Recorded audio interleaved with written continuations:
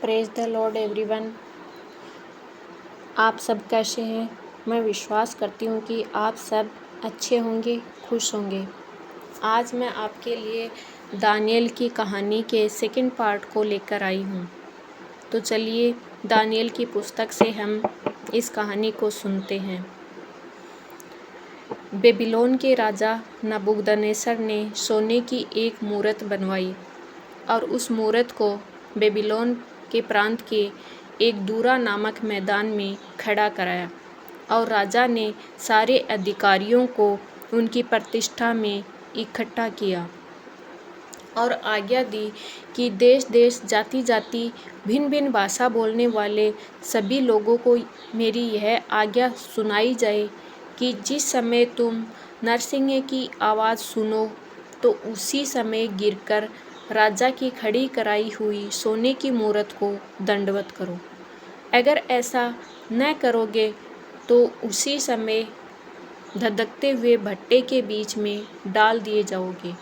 इस कारण उस समय ज्यों ही नरसिंह की आवाज़ सुनाई पड़ती थी त्यों ही सारे लोग, उस देश के सारे लोग गिरकर सोने की मूरत के सामने दंडवत करते थे।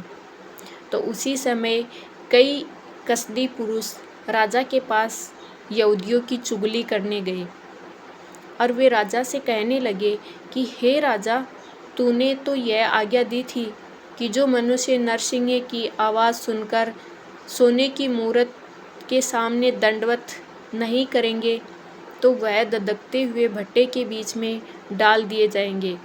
तो देख, कुछ यहूदी पुरुष हैं जिसके नाम है शद्रक, मेशक और अबेदनगो, जिन्हें तूने बेबीलोन के प्रांत के कार्य के ऊपर नियुक्त किया है। उन पुरुषों ने तेरी आज्ञा की कोई चिंता नहीं की है। वे तेरी बनाई हुई सोने की मूरत के सामने दंडवत नहीं करते हैं। तो राजा को क्रोध आया और आज्ञा दी कि शद्रक, मेशक और अबेदनगो को मेरे सामने हाजिर करो। जब उन्हें हाजिर किया गया तो राजा ने पूछा कि हे शद्रक, मेशक और अबेदनगो, तुम लोग जो मेरे देवता की उपासना नहीं करते और मेरी खड़ी कराई हुई सोने की मूरत को दंडवत नहीं करते, तो क्या तुम जानबूझकर ऐसा करते हो? यदि तुम अभी भी तैयार हो कि नरसिंह की आवाज़ जब तुम सुनो तो उसी क्षण गिरकर मेरी बनाई हुई मूरत को दंडवत करो तो तुम बच जाओगे। अगर तुम दंडवत नहीं करोगे तो उसी घड़ी धधकते हुए भट्टे के बीच में डाल दिए जाओगे। फिर ऐसा कोई देवता नहीं है जो तुमको मेरे हाथ से छुड़ा सकेगा। तो शद्रक, मेशक और अबेदनगो ने राजा से कहा, हे राजा, इस विषय में तुझे उत्तर देने का हमें कोई प्रयोजन नहीं जान पड़ता है। हमारा परमेश्वर है जिसकी हम उपासना करते हैं, वह हमको उस धधकते हुए भट्टे की आग से बचाने की शक्ति रखता है।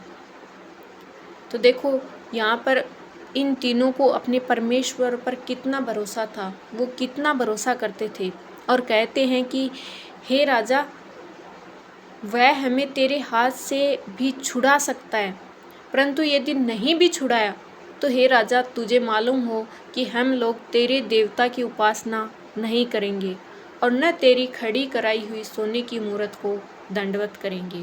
कहने का मतलब ये है कि शद्रक, मेशक और अबेदनगो, उन्हें अपने परमेश्वर पर पूरा भरोसा था। वे अपने जिंदा परमेश्वर पर भरोसा रखते थे और वे अपने परमेश्वर के अलावा किसी और देवता पर भरोसा नहीं किया। उसने अपने परमेश्वर पर भरोसा किया और वे डटे रहे, बिना डरे अपने परमेश्वर में डटे रहे। तो जब शद्रक, मेशक और अबेदनगो ने दंडवत करने से मना कर दिया तो राजा झुंझला उठा और आज्ञा दे दी कि भट्टे को 7 गुना अधिक धधका दो।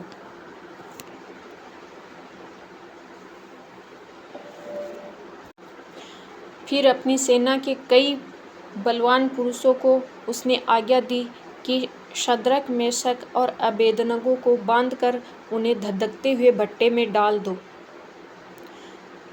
तब उन पुरुषों को यानी शद्रक, मेशक और अबेदनगो को बांधकर भट्टे में डाल दिया गया और वह भट्टा तो अत्यंत धधकाया गया था। इस कारण जिन पुरुषों ने शद्रक, मेशक और अबेदनगो को उठाकर उस भट्टे में फेंका था, वे ही आग की आंच से जल मरे और उसी धधकते हुए भट्टे के बीच में शद्रक, मेशक और अबेदनगो को फेंक दिया। तो राजा ने देखा और वह अचंभित होकर घबराकर उठ खड़ा हुआ और अपने मंत्रियों से पूछने लगा कि क्या हमने उस आग के बीच में 3 ही पुरुष बंधे हुए नहीं डलवाए? तो मंत्रियों ने राजा को उत्तर दिया कि हाँ राजा, शद्रक, मेशक और अबेदनगो इन 3 ही पुरुषों को भट्टे में डलवाया था। तो फिर राजा ने कहा कि मैं देखता हूँ कि 4 पुरुष आग के बीच खुले टहल रहे हैं और उनको कुछ भी हानि नहीं पहुंची और चौथे पुरुष का स्वरूप ईश्वर के पुत्र के सदृश है। तो राजा डर गया। फिर राजा उस भट्टे के द्वार के पास जाकर कहने लगा, हे शद्रक, मेशक और अबेदनगो, हे परम प्रधान परमेश्वर के दासों, निकल कर बाहर आओ। यह सुनकर शद्रक, मेशक और अबेदनगो आग के बीच से निकल आए। तो वहाँ मौजूद सब लोगों ने देखा कि उनके शरीर में आग का कोई भी प्रभाव नहीं दिखा और उनके सिर का एक बाल भी न झुलसा और न उनमें जलने की कोई गंध पाई गई। तो राजा कहने लगा, धन्य है शद्रक, मेशक और अबेदनगो का परमेश्वर, जिसने अपना दूत भेजकर अपने इन दासों को इसलिए बचाया क्योंकि इन्होंने राजा की आज्ञा न मानकर तुझी पर भरोसा रखा और यह सोचकर अपना शरीर भी अर्पण किया कि हम अपने परमेश्वर को छोड़ किसी देवता की उपासना या दंडवत न करेंगे। इसलिए राजा ने कहा कि मैं आज्ञा देता हूँ कि देश देश के, जाति जाति के, भिन्न भिन्न भाषा बोलने वाले लोगों में से यदि कोई शद्रक, मेशक और अबेदनगो के परमेश्वर की कुछ निंदा करेगा तो वे टुकड़े टुकड़े कर दिए जाएंगे, उसके घर नष्ट कर दिए जाएंगे, क्योंकि ऐसा कोई और देवता नहीं जो इस रीति से बचा सके। तब राजा ने बेबीलोन के प्रांत में शद्रक, मेशक, अबेदनगो का पद और ऊंचा किया। तो इस कहानी के माध्यम से मैं आपको यह कहना चाहती हूँ कि यह कहानी रियल कहानी है। तो आप भी शद्रक, मेशक और अबेदनगो की तरह पवित्रता में रह के अपने परमेश्वर पर भरोसा रखें कि वो आपके साथ कुछ भी गलत नहीं होने देगा। आप भी किसी भी लालच में या किसी भी डर की वजह से अपने परमेश्वर से दूर ना हो। परमेश्वर पर भरोसा रखें कि वह आपको ज़रूर बचाएगा। आपको बचाने के लिए अपने स्वर्गदूतों को वो हमेशा आपके पास भेजता है। आमीन। Thank you.